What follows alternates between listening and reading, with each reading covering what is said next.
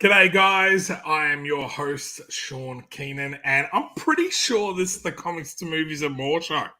I haven't been on here for some time, so I'm not quite sure, but yes, I'm very happy to be back. We've got an awesome guest on tonight. We're going to be talking about Troy.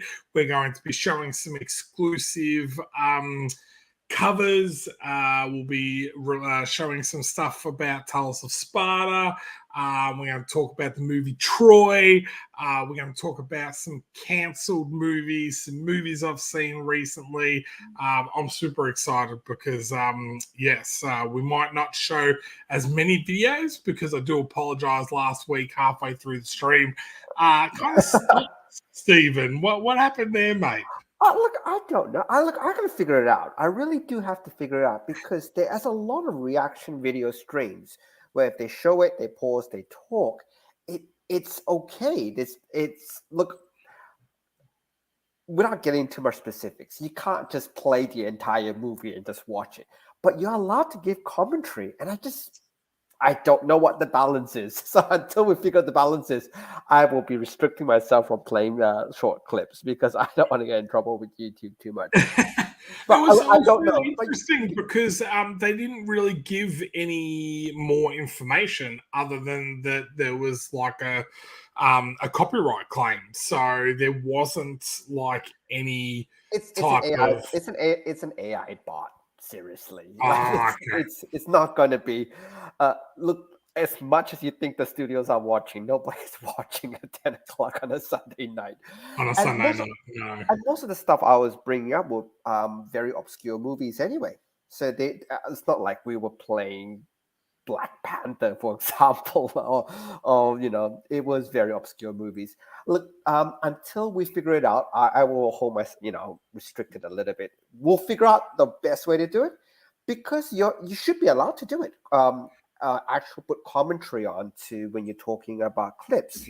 That's why I enjoyed it. Like when you're showing certain things, and especially when we go back and do older movies, it's kind of cool to get like little snippets and go, oh, do you remember this scene or that dialogue or whatever? So, I did watch the show from before. So, if people didn't know, I was on a little bit of a holiday. I've been off to Thailand and Singapore, and prior to that, my little girl unfortunately was in hospital, but she's all good now, and everything's going well there. But it's just kind of been one thing after another in 2023 for me. But it is going to be a massive second half of the year. So tonight we've got an amazing guest, an amazing artist, Brad Van Geest, who's also hosted the show with me a couple of times to give me a hand.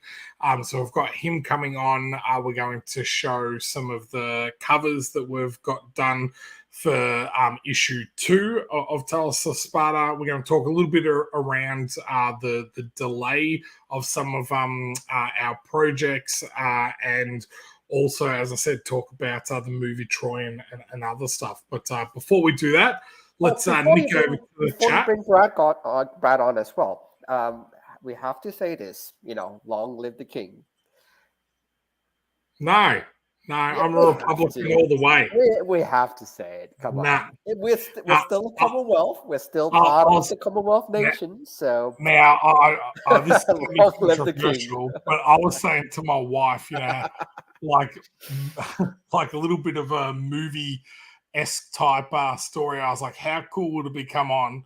Because Meghan Markle didn't go, or their children.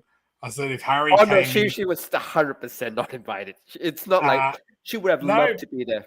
It was Archie's birthday, 4th birthday. They decided to put the coronation on their grandchild's 4th birthday.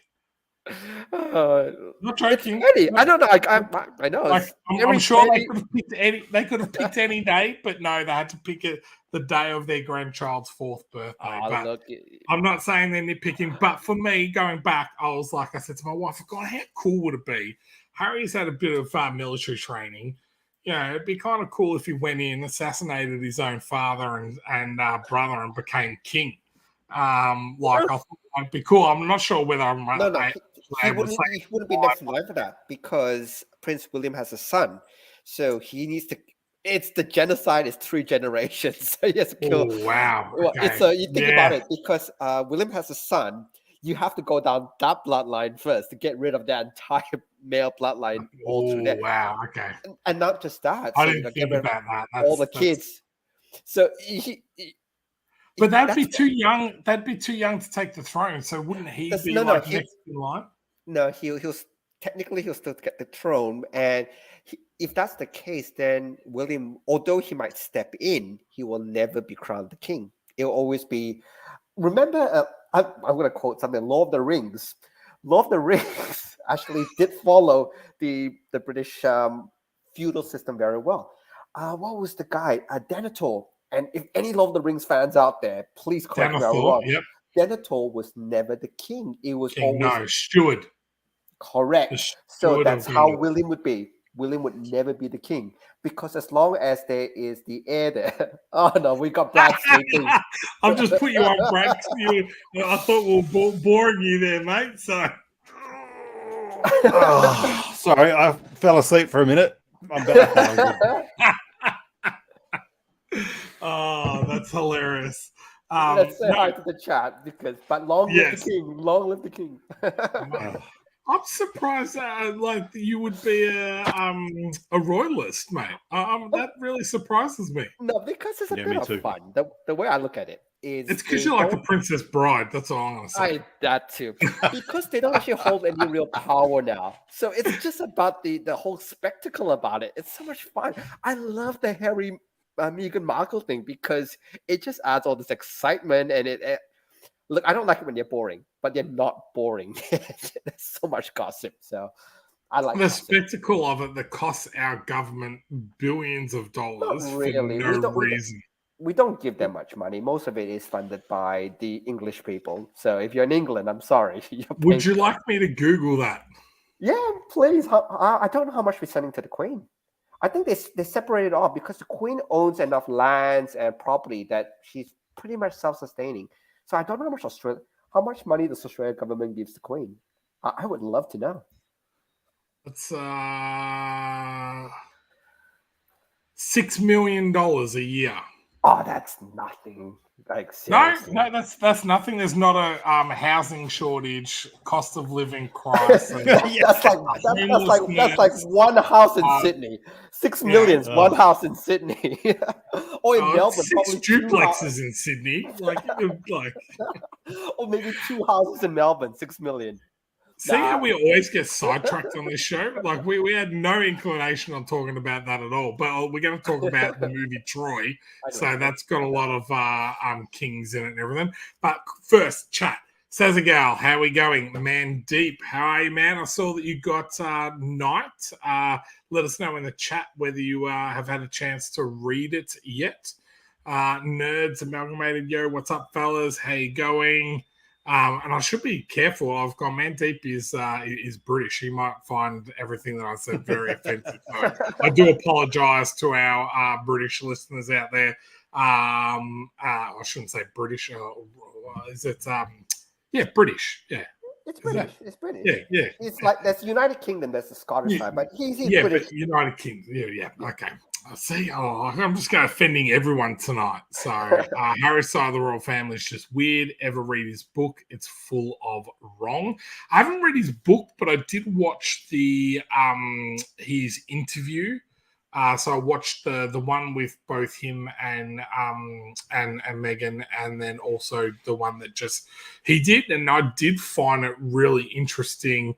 And again, you're only hearing one side of the story, so one perspective, but I did find it quite interesting and everything. So Mandeep has said not just male bloodline anymore. Queen changed it a while back. There we go. So would have had to do his nieces and nephews, which is I don't know. That's going a bit dark. That's yeah. So this is all the people that Harry has to eliminate. To get, so he has to get rid of 3 of them. George, he has to get rid of Princess Charlotte and Prince Louis. So Harry would have to go really dark if you wanted it. If you really wanted it, it goes really. It doesn't have the balls. Really It dark. doesn't have it in him. He doesn't have it in him. Good to know. Good to know, Mandeep. Good to know. So, but yes, but now that we've got you on after almost putting you to sleep, Brad. Thank you very much for sparing your time. I do apologise that we put you to sleep before we even got you on the show. But how is everything with you? I understand that you've had a little bit of a busy time yourself over the last few months. Yeah, well, I recently stopped eating dairy, so that's been really tough. No, I had a baby. Well, I didn't have a baby. My partner had a baby. We've had a child. I have a daughter now. Oh, congrats! Congratulations. Thank you. She's 3.5 months old, and yeah, full of life. She is a big personality. She's noisy, and she's amazing. But it's the hardest thing I've ever had to do in my entire life. That's for sure. And when are the photos going to be in Women's Day? Have they organised like a page 3 spread or anything like that? Well, not many people know this, and I just hope it doesn't go any further than this conversation. But what I'm actually doing is plotting an assassination attempt against the Queen, and I'm going to raise my daughter to be an assassin. Just so you know. Sorry, the king, not the Queen. The king. The Queen's no longer with us. By the time she's old enough, it might be a queen. We never yeah, know. maybe. Probably, one bit of advice, and I'll just, and this is the advice I give anybody with a new kid, basically, is take a lot of photos. Like, seriously. They grow up so quickly, especially at that age. Exactly. When they hold their first gun, their first kill, like take lots of photos. You know, that's yeah. That's what Shaun meant. But what I meant is they actually grow up so quick that you probably noticed that she said you probably gone through probably about a couple of sets of clothes. Like, I think if you get the size 00, they only last about a month, and then she's on to something else. So take a lot of photos. They grow up, and the thing is, their personality changes almost month to month for the first year. Yeah, 100%. So just lots of photos, lots of videos, and especially with iPhones and Samsungs and all the rest of it. If you ever look at my phone, which you're more than welcome to, it's just photos of my little girl. It's like 99% photos of just my girl. Yeah, no, I mean, my partner and I, we're both a little bit not so good at recording moments. We just don't think about those things. But we even actually had the conversation today, and she said, "Can you just remind me to make sure I take photos?" And blah blah blah. And I was like, "Yeah, for sure," because like you said, and for me, I'm not gonna have any more. We're not gonna have any more, so it's not gonna be something that we'll ever experience again. And I suppose your first one is. Or everything is brand new on the first one. If you had a second and third one, it's easier and you're used to it, and milestones have happened before and things like that. Not that that's any less special, but so spot on, mate. You're 100% right, and we've been trying very hard to make a conscious effort to make sure we're taking enough photos. But she's 3.5 months, and she takes after dad. She's very tall and she's very heavy. So I think she's 7.2 or 7.3 kilos or something at 3.5 months. So, oh wow, she's a big girl, but she's gorgeous, so it's all good.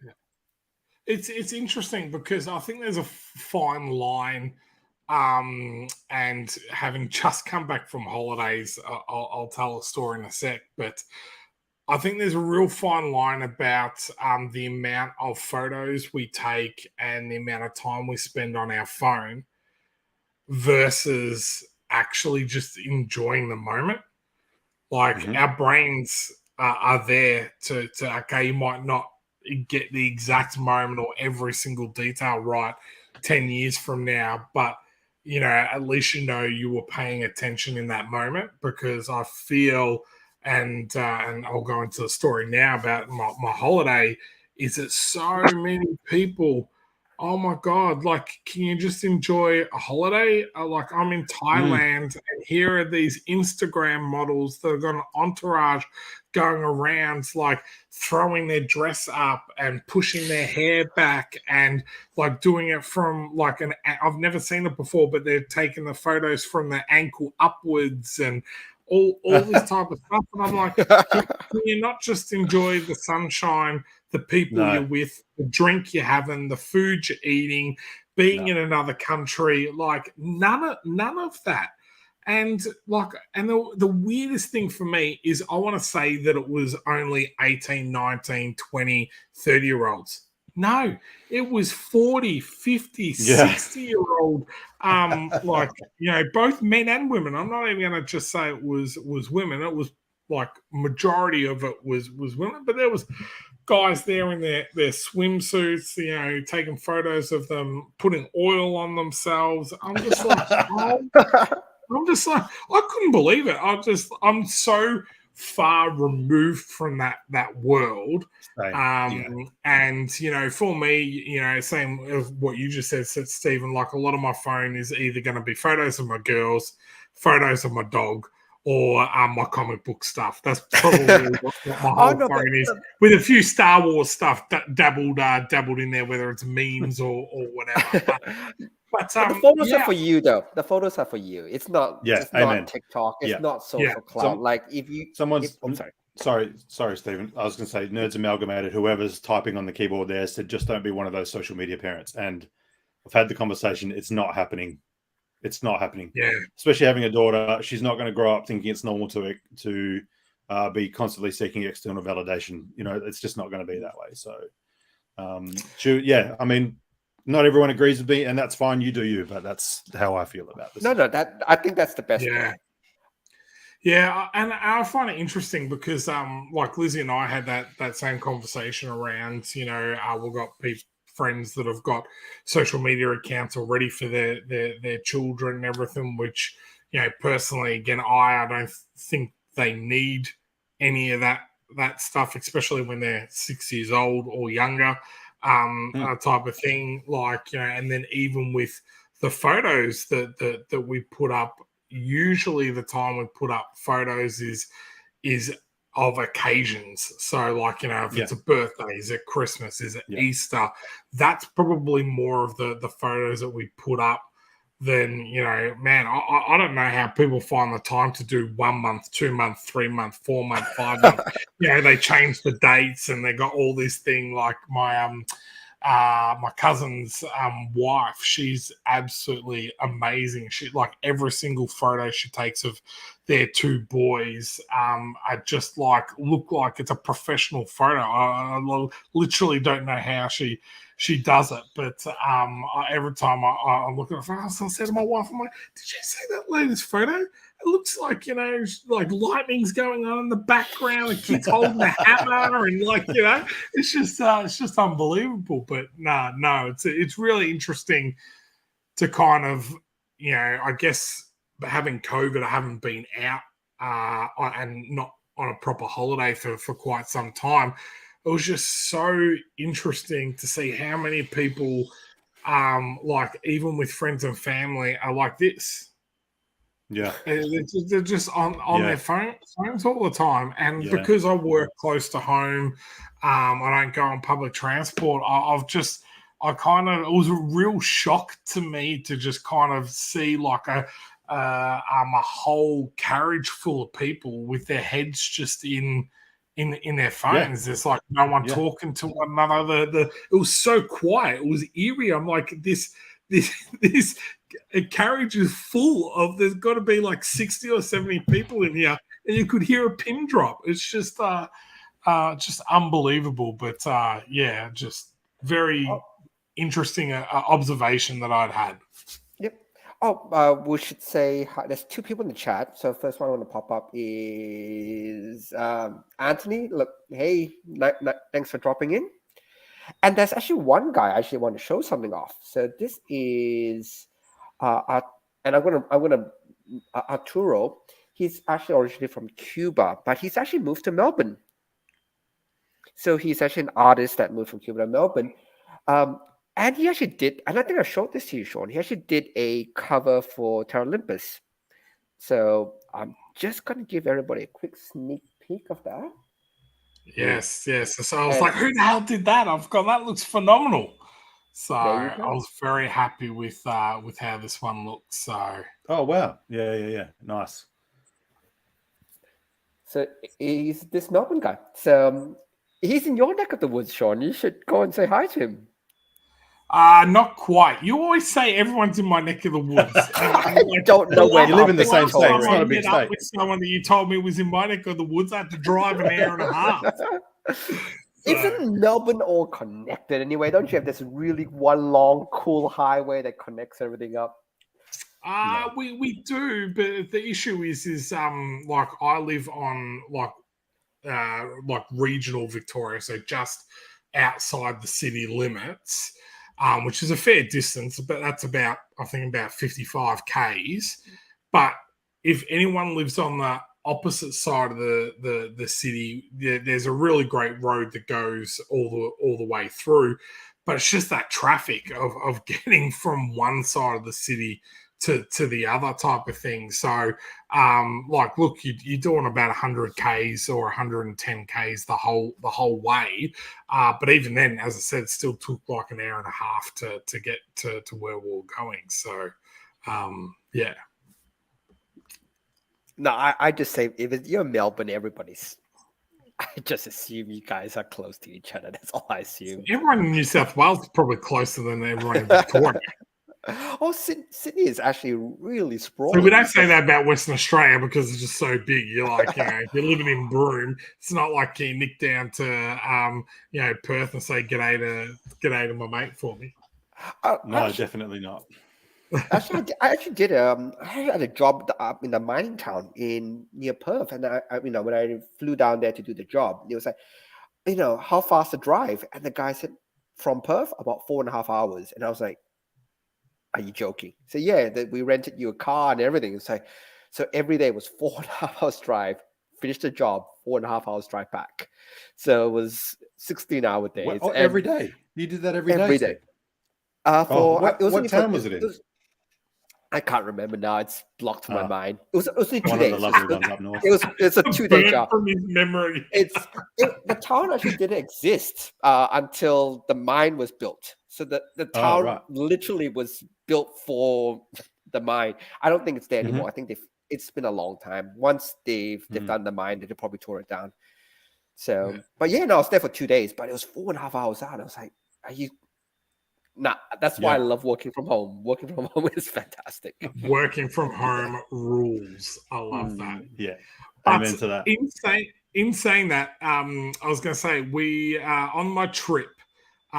So we were supposed to have this before I went away. This chat and everything, but with my daughter being sick and everything going around, my wife then went overseas. I was dadding it by myself. My parents did come up and give me a hand for some of the time, but I was lucky enough to watch the movie that we're going to talk about. On the flight over to Singapore, which was fantastic. They had it on the screen. First of all, didn't realize that, and the reason why I picked this photo was I didn't realize that it was still shot in old school square TV back then. I was like, 2004, really? Was it shot like that? I thought there would have been widescreen in 2000. I don't think it was, mate. Are you sure? Is it not just the copy that you were watching? I'm sure it was in widescreen. I would have thought it was in widescreen. I know the deluxe edition, which I've got on DVD because I pulled it out to have a look, was in widescreen. But I'm trying to work out whether the original was released like this. If you watched it in the plane, they always change the format for the plane. So I know, but all the other ones had because the screens were wider.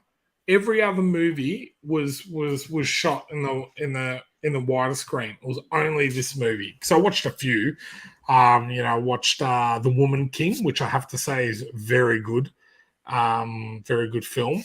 What else did I watch? I watched Avengers Endgame because I was like, I want a long movie to watch. I watched Troy. What else did I watch? What's something else? Can't be that good because I can't remember it. But I gotta say, man, this is chock a block with superstars. Like, I just got so many people in this. You got people out of Braveheart. You've got people out of X-Men. You've got people out of Eric Bana. You've got the guy who plays Patrick Trees is the guy out of Tron. Legacy. You've got Brad Pitt.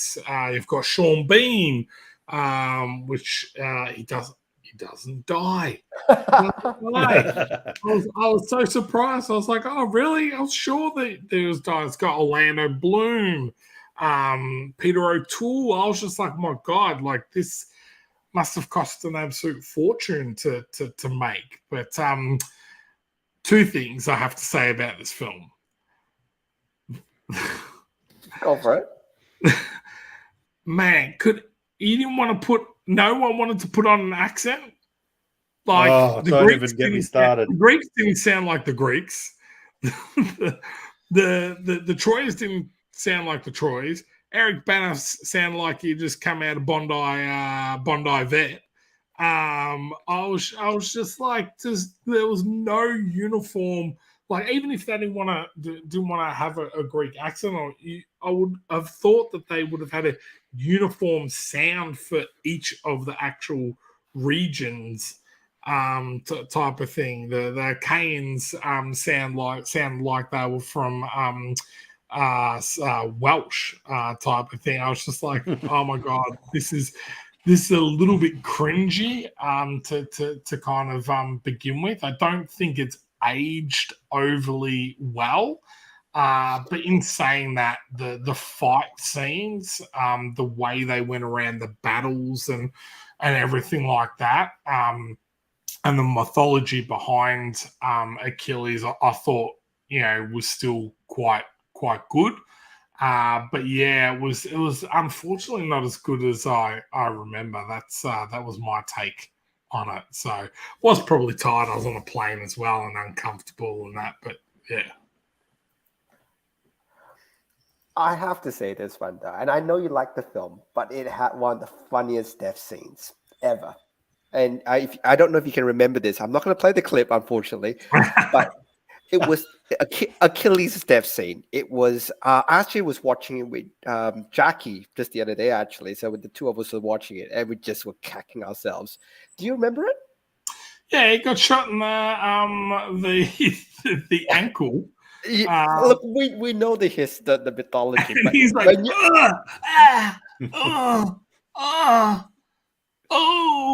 this death scene. It's like, I do invite anybody who hasn't seen this death scene, go to YouTube, type funniest death scene, worst death scene, Brad Pitt, it'll pop up. But it's hilarious. So the funniest thing is, and what I don't understand, is you've got no major artery in your ankle.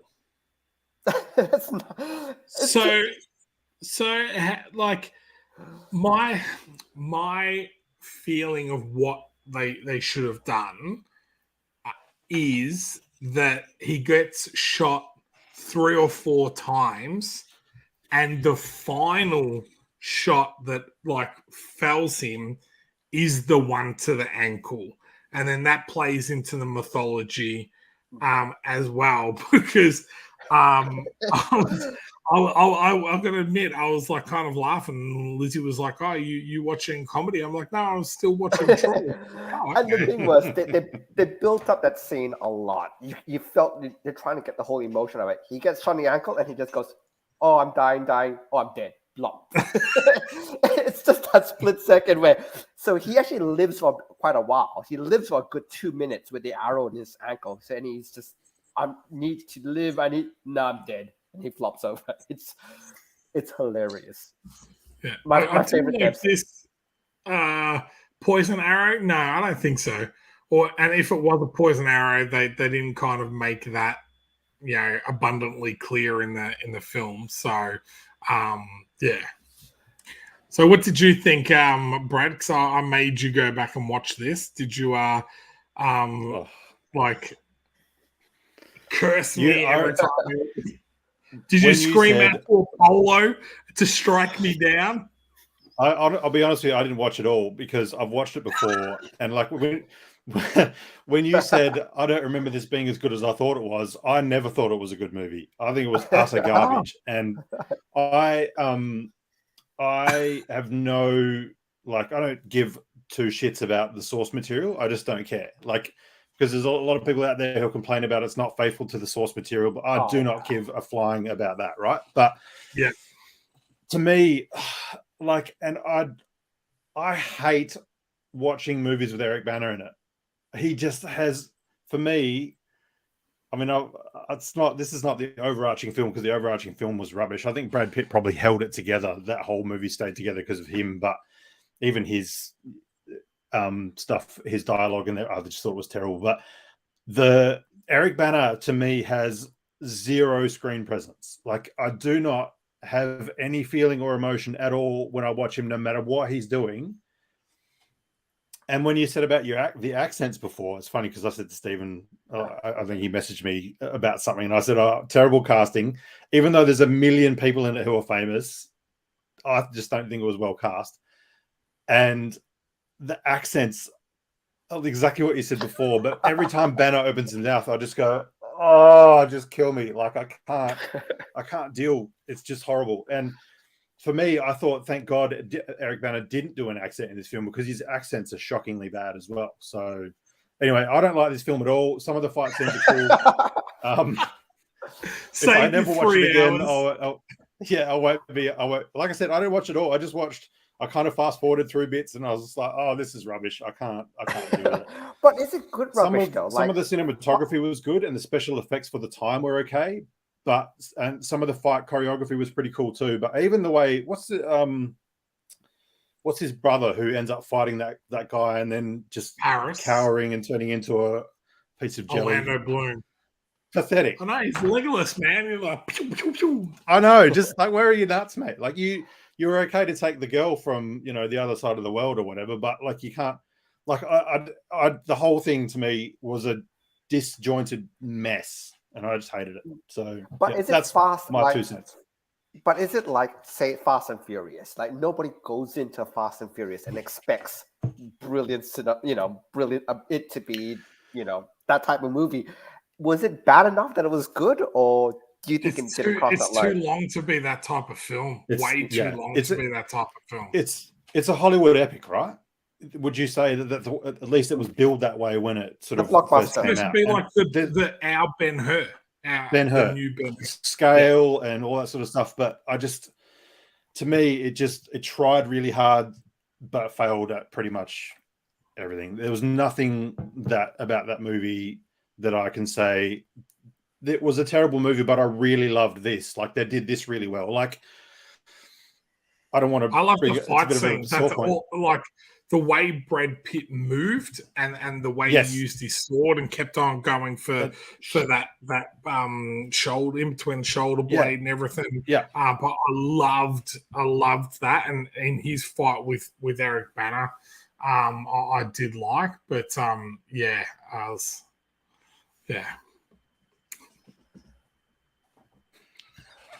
I said. I looked at it more as, when I first watched it, I do admit I did fast forward bits and pieces, but it's one of those movies that I went in with a grain of salt. I thought, it's going to be silly, it's going to be over the top. I might as well enjoy it. So you're gonna have to play that video. You're gonna have to play the video and show everyone the. I'll cue it up, but I'll just cue up the death scene. So you guys keep talking. I just think a Hollywood epic, you should walk away from it at the very least, especially in this day and age. You should walk away from it and go, that was actually epic. That was really cool. Like, it missed the mark on so many levels. But what you said, Shaun, you're 100% right. The choreography, fight scenes and stuff were the best part of the film. The most memorable scene for me, I didn't even get to that death scene, but the scene where he fights that, I can't remember his name, the gigantic bodybuilder bloke. The Aussie. The Aussie guy, yeah, where Brad Pitt comes in and he moves like this and then jumps up and then gets him through the trapezius straight through the heart. That's super cool. I love that scene, but that's the entire movie, that's the only scene that stands out to me. Yeah. It's really interesting because, as we were saying, like it's billed as like a Hollywood epic. Now, this came 7 years after Titanic. Now, Titanic has aged, and the graphics on that have aged really, really well compared to Troy. Type of thing. And, it would be interesting in regards to budget-wise. I know Titanic had a ridiculous budget, but it would be interesting to know, like, how much they spent on that. But this, I would love for a film company to do this. Imagine a MUC style with Greek mythology. So, Theseus and that, and having them all based, Hercules, have them all based around the same time. That would be super cool. I think that's a really cool idea.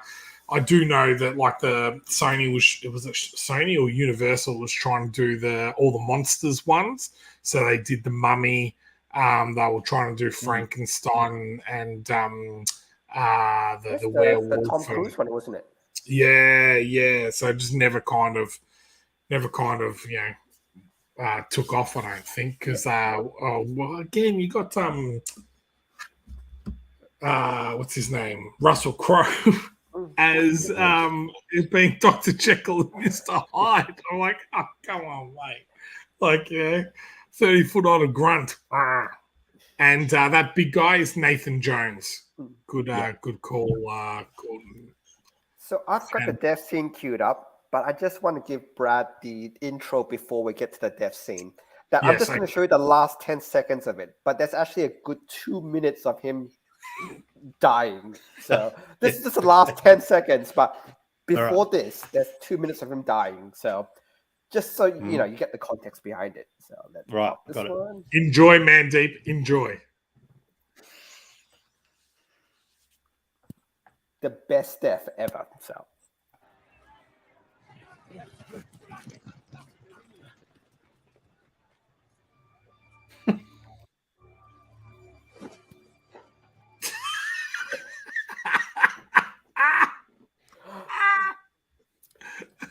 brilliant. Mandy, there you go.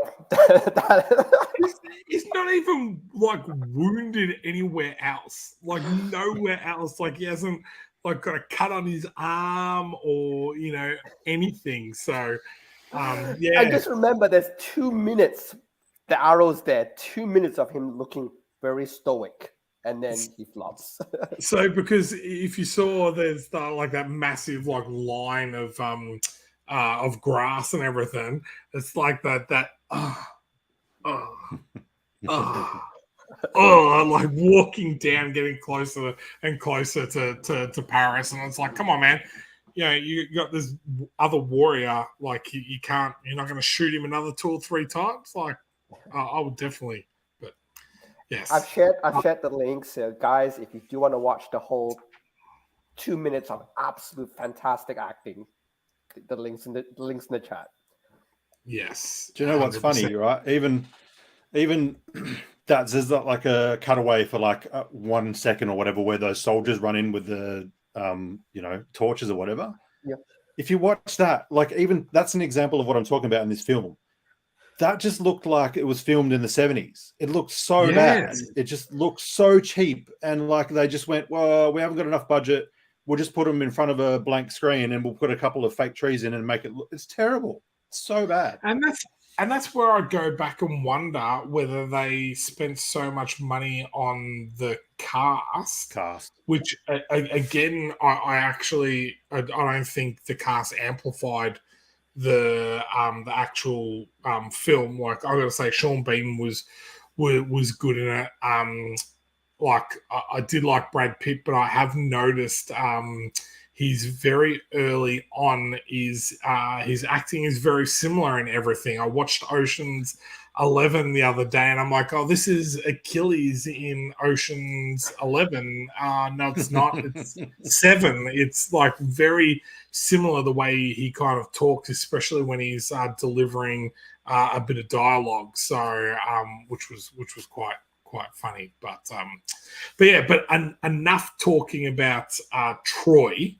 Let's talk about Talos of Sparta, which, if people didn't know, it was Helen of Sparta was the one that was taken to Troy, Helen of Troy, and hence the tie-in with Talos of Sparta. But we have been sitting on this for almost what we probably released issue 1 over 12 months ago now.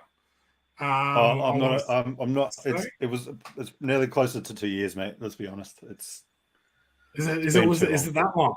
Yeah. So I think the biggest thing for us, and the reason why there was a big delay was that one, we took a little bit longer to finish the first issue than we had planned. So rather than kind of having another one in the canon and ready to go, that was what we were doing. So this time around, we wanted to make sure that when we went to Kickstarter, that it was pretty much smack bang ready and raring to go. So what we're going to do now is give you guys the first look at the 2 covers. So cover A and cover B for Talos of Sparta. And if you've got any questions, we'll go through a little bit of what Talos of Sparta is about, but we wanted to give you a sneak peek first here. So this is the day cover. So after what we did with Aquila, I really liked that idea of night and day. And then if people have read the first edition of Talos of Sparta, there's certain points in time where one thing could happen or something else could happen. So this kind of really plays into that, whether something happens in favor of Sparta or something happens in not in favor of Sparta. So this first one shows Talos kicking some serious butt. And as always, it's done by the fantastic Brad Van Geest and coloured by Wilson Goat. So he's really come along in regards to all of his colouring. So what I'm going to do is we've got the pre-launch for the Kickstarter available. So I'm going to add all that done already. It's all done already? Done already. Taking care of it. Oh, yeah, look at you. Look at you, Stephen, doing your job well without me even knowing. So you give me access to the tools. Usually before, I never had access before. So I've tasted power. You're not getting it back. Not getting it back. No. But I was going to say, Brad, with this issue rather than the first issue, I know issue 1 was the first kind of full comic that you had created. What did you find different about this process, and like good and bad?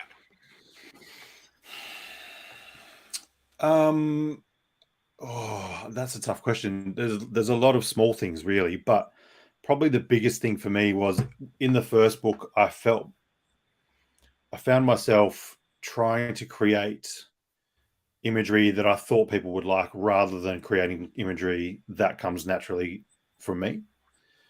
So sort of thinking, oh, what is everyone going to like? I want to create it to make it look like this or look like that or whatever, instead of just trusting my own creativity, my own style and whatnot. So that's probably the biggest thing. That's a pro and a con, like, because so if anyone out there who's an artist, if you've ever suffered from the imposter syndrome, it's a real thing, and it can really mess with your mind when you're trying to create something and you know what you want, but you can't create it. And then you sort of almost second guess yourself. And then you start to maybe draw from other people's work. And when you do that, that can sometimes negatively influence your creative process and you end up sort of going backwards. So I dealt with a lot of that on the first book.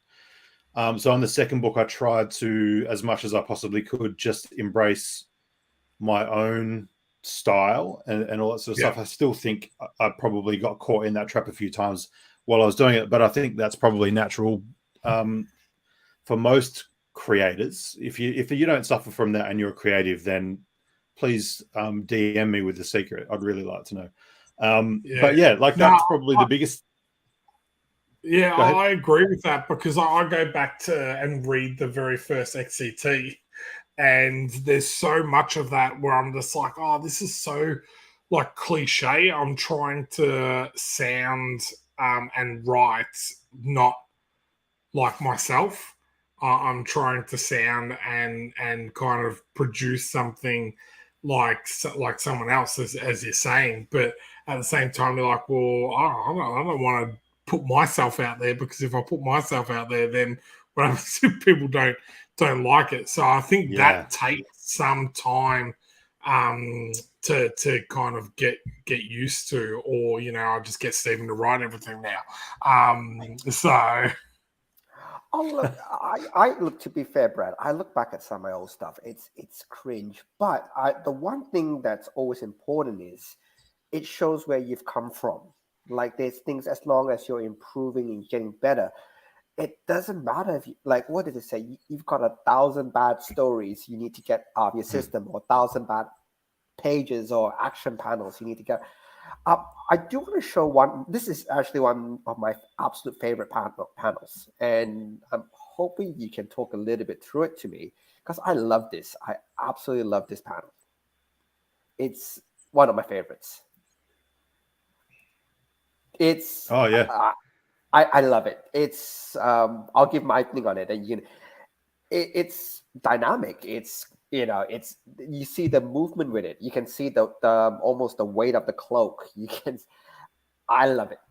Look, I won't go into technical. I'll let you do it, but it's absolutely one of my favorite panels, without a shadow of a doubt. Oh, I appreciate that, mate. That's good because that's actually I haven't put anything on my YouTube channel in a really long time. Having a baby and all that sort of stuff will sort of have a tendency to change your life. But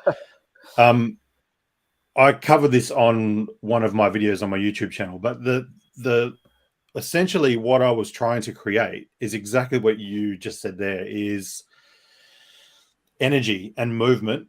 And what I probably suffer from a little bit when at least I think I do when I'm drawing, is I'm not as loose and I suppose as expressive in my drawing as I was when I was younger.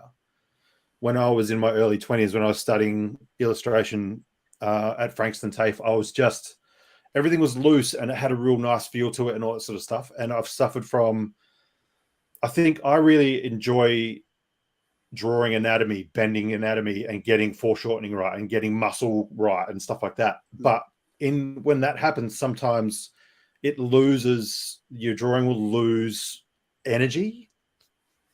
So what I've tried to do in the second book is have as many panels as I possibly could that have energy to them. But what I specifically tried to do with this one was show the dynamic. If you've read the book, you'll know there's like a bit of tension between these two characters. So I wanted to show the dynamic of the anger, the strength of the young warrior dominating the old head, essentially. But I wanted to do it like he was still, the guy with the shield is still sort of, he's still in the fight, but he's just being physically dominant. And the way I did that, apart from posing them in the way that I pose them, is exactly what you just said, is I created a line of action that starts from the tip of his cape and runs all the way down through his shoulder, in through his arm, into the shield, and then down through the character Odysseus, through his character, and into the bottom of the panel.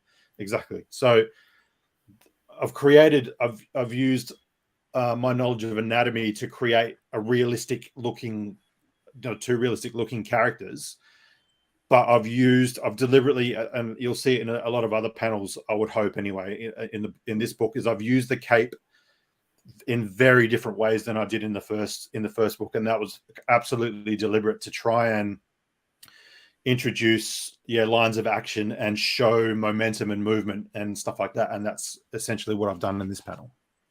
Oh, look! Without the cape, the impact wouldn't be there, and I absolutely love it. And mine was easier. I just think it looks really, really cool more than anything else. But I love the technical breakdown. So, Sean, your favorite panel or one of them? One of there's I like the big splashy pages, but one of the ones I like is just literally like shows more of just what Spartan society would be like, and it's kind of Brad's taken a lot of reference in regards to the architecture, what the setup of their markets and everything will be like. And there's just a really cool page of these two just talking to one another, but it's all in the background, all of this, architecture of Sparta, all of the markets and people going about their daily lives, and that for me always seems to be able to enrich a story on top of just what the story is. It's I always talk about world building and that universe style of thing, and that wasn't something specifically written into the script. I think it was just like, oh, it's a town market or whatever, but Brad just gone that like extra 10 miles in regards to really fleshing out, well, what would that look like, how would that where would it be like kind of centered in a town, and all of that type of stuff. So here that's a lot of dialogue, but for me, like, the temple is right at the back there, which usually is at your highest point. If people don't know anything about religion, usually it's built on your highest point because that's the closest to God or whatever. You've got your Spartan statue in the background. You've got your other either military buildings, training grounds, or whatever that are still built up a little bit higher. And then right down the bottom is where you've got your market and that type of stuff. So as I said, that for me kind of just, a lot of people might just see this panel and just read all the words and go, okay, that's what's going on. But for me, it's like one of the things that I really enjoy when I go back and say read a comic a second or a third or a fourth time, that I really enjoy those panels, and I guess that comes from a lot of the artists that I like Jim Lee, Humberto Ramos. They kind of put that detail into the background, and that that love of the actual story of what's going on around these characters, not just to these characters. Yeah. But not just the dialogue. And I have to say this, even though it's very heavy in dialogue, if I'll try to find the actual one with the dialogues removed, there's actually a lot of really good negative space here. So if you look at, say, the bottom left, bottom right, as far as, thank you, Brad, for this, that you actually gave the negative space, because you can see no faces are covered. And although there is some dialogue in the background, most of the background comes straight out. So you never want to cover as much background as you can. So it is a heavy dialogue panel, but they, like, if you look at, say, the bottom left, bottom right, it's nothing there in the illustration. So it was really easy to just go, you know what? Dump the dialogue there, because you can see none of the detail actually gets removed. Yes. Although it's a heavy dialogue page, no doubt. There is no details, and I know, Brad, you probably put a lot of effort to getting all these details in, getting all the figures, all the faces stuff in. The last thing you want is somebody going, you know what? Let's just put the balloon somewhere here, cover half the face, half the panel, but you know the original panel for this. But basically, nothing is covered. Nothing, no faces covered, no major details covered. So Yeah, that was a tough panel, because not only have I tried in the second book to establish environments more than I did in the first one, because I'm a little bit guilty of forgetting about the background and getting so caught up in like the character and the anatomy and all of that. But it's also looking at a reading script going, shit, that is a lot of stuff that it's got to go on this page. I've got to consider where you want to stick all that as well. So I tried my best to try and balance those things, and I'm glad that it worked out okay for you. And I actually think that the way that panel reads with the dialogue actually works really well as well. It sort of almost creates a composition in itself, which is actually really cool too. Yeah. And that goes to show a good letterer as well, because it is very simple to go, I'll just do it like this and have it down the middle, over the top of everything and all that type of stuff. So to be able to find that space in a panel when there is a lot of dialogue and leave it as open as that with as much detail, just again, Stephen, is a great job for what you've done as well. So spot on. I have to say, I've done a lot I've been lettering now for a good 4 or 5 years now. Like, you should see my earlier stuff. It is, I look back on that. All the technical errors, I would have done that. Why the hell did I do that? Oh God, So, like everything, that's why I said back to your imposter syndrome. Yeah, you probably weren't good enough 5 years ago, but that's why you keep practicing, and eventually you reach a point where you go, you know what? It doesn't look too bad now. So I'll give myself a little bit of credit. I love this cover. I prefer this cover to the day cover, by the way. Yeah, it's amazing. It's turned out I do love this, and I was so funny because when this got sent to me, I didn't realize that it was only flattered, flattered in regards to colors. And I said to Brad, I've got this looks okay, but it doesn't like really have that kick that the other ones did. And he's like, oh, I think this is just flattered. And I'm like, oh, no. He sent me through this to me, and then I've gone back, and he's like, yeah, these are just the flats, man. Like, this is not done. I was like, oh, my God, how embarrassing. I'm like, so sorry. But yeah, so I don't know. I kind of swing between the two, to be honest. Like, every time I see one or the other, I'm kind of like, oh, I really like that one. And then I go back and I'm like, no, I like this one. And then I'm like, no, I like this one. So we're going to have a reward anyway that you can get both of them. I think that's probably a good idea to kind of have. When you see them side by side, they look absolutely phenomenal. Type of thing. So just super excited to kind of get this out there. So really, I'm just looking at scheduling in regards to when we're launching everything. We're just really wanting to kind of get as many people to follow this project as we can. We've got about 30 at the moment. Would like to get that up to about 100 before we launch. So if you know anyone that's likes Spartans, likes action comics, then please send the pre-launch link along to them and get them to sign up. You won't be disappointed. There's some really cool rewards. The artwork, we've stepped it up a notch again. And if you don't have issue 1, I still have a few copies left over, but I am to the point where I'm counting how many we've got available for people in that first print run. So which was exciting that it's been so popular, not only on Kickstarter, but when I've taken it to shows, the few I've been to since COVID. So and really it's that wraparound cover that everyone seems to absolutely. Oh, really? Yeah. So the half face one goes not too bad as well.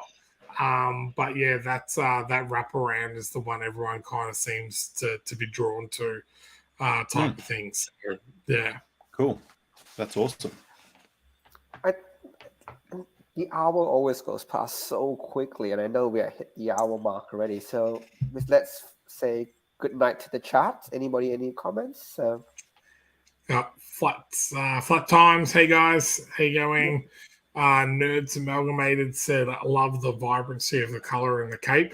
Yeah, as I said, Wilson's colors have been really good. Like, I think there was a bit of back and forth on issue one, but then once he got a feel of like kind of how he wanted things done, it's been this issue's gone fairly quickly in regards to the color, from the color side of thing. Yeah, for sure. And from my perspective, it was just a matter of like tiny little edits. You know, it's just like darken this bit, lighten this bit, put a little shadow in here, just little tweaks so I can get as close to my vision as possible. So he's done a great job. Mandeep said, you've made my overtime more interesting. Mandeep, long live the king. That's why our 1 hour went so quickly. It's 20 minutes of royal shenanigans. That's it. Now, before we let you go, mate, what do you have in the works? Plans? Anything coming up? Any shows that you're heading to, or anything like that? And where can people find you? No plans to hit any shows. It's a bit quiet on that front over here. There's not a lot happening, and even I didn't even find out was the last show we had Comic-Con. I didn't even find out that was on until the week before. So I don't know if that was like a poorly advertised, or I'm just not busy enough in that space. But I haven't been to one since the last Supernova we went to was the last one that I've actually been to before COVID. So wow, yeah, it's been a really long time. And yeah, so I don't know if people know, but I'm also a graphic designer, so I've been like super busy on the design side of things as well. And then obviously, 3-month-old baby in the next room, and she's sort of ruling the roost at the moment. So sort of at the mercy of what she needs and all that sort of stuff for the time being, and will be for a little while. So, but as far as things that I've got in the works, the art book's still there. That's ready to go when we can find some space to integrate it. I'm looking forward to getting back into doing some more prints for some of the upcoming conventions. If that's on the cards, that'd be really cool, because it's been a long time between drinks on those. And as far as where people can find me, you can find me on Instagram. I have 2 Instagrams, but if you just Google my name or search my name in Instagram, Brad Van Geest, or it'll come up with my 2 pages. I'm guilty of not being very active on social media. And I mean, circumstances being what they are, I don't really have the time at the moment to devote to it when I'm busy and I've got a kid. So, but you can find me on there, and I'm always happy to chat. Jackie pops into my on my inbox every now and then to have a yarn and send me some bad artwork and ask me what's going on with this, or why is this even a thing, or whatever. He's quite funny, actually. So so just do a search on my name on Instagram. BVG Design Co is my design company. There's illustration and graphic design stuff on there. AutoArt78 is my automotive illustration business. I caricature people's cars. They make a great gift if anyone needs something for mum or dad, or Father's Day, Christmas, whatever. So that's me. Yeah, and on Facebook as well, but I'm generally not ever on there. So if you find me or want to chat or whatever on Facebook, I'm probably not going to see it until 3 weeks after you've sent it to me. So Instagram's probably your best bet. Awesome. That's great. And Stephen, what do you have coming up? Oh, look, I'm just surviving. After the last couple of weeks, it's just been we had a good break over Easter. We had a fantastic break over Anzac Day. If you type the holidays, you get this really long break. I think Anzac Day was on the Monday. So if you took the Monday off, you got this really long weekend. So look, I'm just trying to get back to regular rhythm now. So it's just been really tiring for me, because I've been just so used to doing nothing, getting up late, eating takeout, being really lazy. So I don't want to get back to the rhythm. So Oh, Yeah, tough well, life, mate. I haven't spoken to Stephen yet, but I will be at Supernova next month in Sydney. Unfortunately, I won't be able to get across to Perth for the exact same reasons. My little girl, my wife, will be working and everything as well, so just not being able to travel. But I'll also be at Oz Comic Con, which is in June. So we've got Oz Comic Con, Sydney, Supernova. In July, there is a brand new show in Melbourne called Metro Comic Con. So that's just been announced for the 8th and 9th of July. So just having a look at who's going to attend that one and like what I might do for that show. And then I'm off to San Diego Comic Con. So I'm waiting to kind of hear hopefully some exciting news to share with you all. But yeah, I'll be off to San Diego Comic Con. So I've got a few shows coming up, one after the other. But in between that, I'm off to Darwin, not tomorrow, but the next Monday, for a week. So that should be good. And then over to Perth for a little bit as well. So hopefully get to see some friends that I haven't seen for quite some time. So yeah. Yeah, it'd be good to see you, mate. It's been a couple of years. And my bub's doing very well. Thank you very much, Flat Times. She is on the mend.